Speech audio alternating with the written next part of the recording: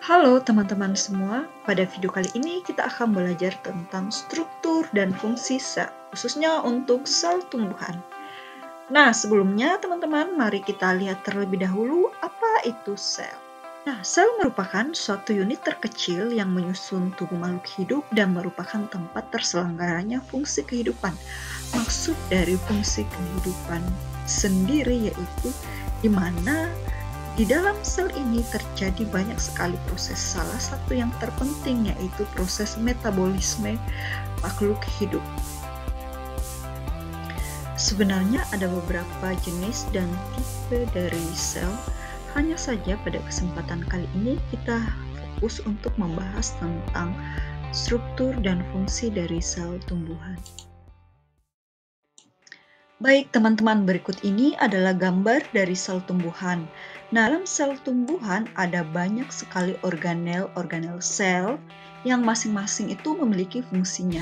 Kemudian bagian yang paling luar dilapisi oleh dinding sel yang teman-teman bisa lihat sendiri ditandai dengan warna hijau lebih tua, dan di bawahnya ada warna yang hijaunya lebih muda adalah membran sel.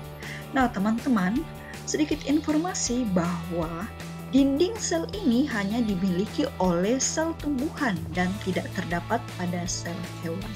Baik, kita bahas mulai yang paling luar yaitu dinding sel. Dinding sel ini tersusun atas selulosa.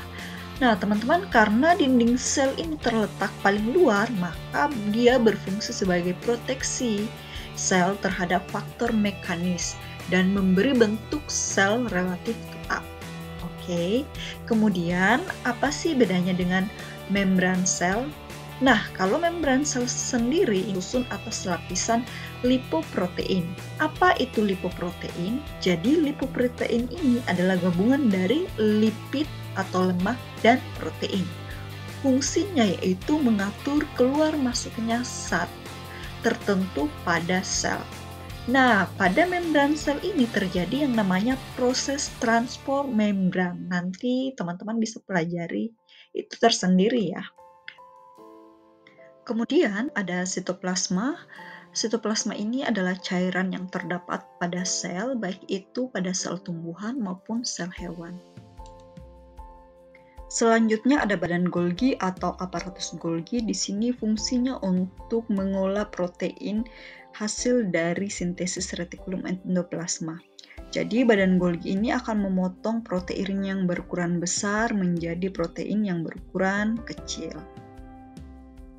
Lanjut ada peroksisom yang berfungsi untuk menghasilkan enzim katalase yang digunakan untuk menguraikan peroksida hidrogen menjadi H2O dan O2. Nah, vakuola ini hanya terdapat pada sel tumbuhan. Fungsinya yaitu tempat menyimpan cadangan makanan dan air. Sama halnya dengan vakuola, kloroplas juga hanya terdapat pada sel tumbuhan yang memiliki fungsi sebagai tempat terjadinya fotosintesis tumbuhan. Kemudian retikulum endoplasma atau disingkat dengan RE sebagai tempat sintesis protein.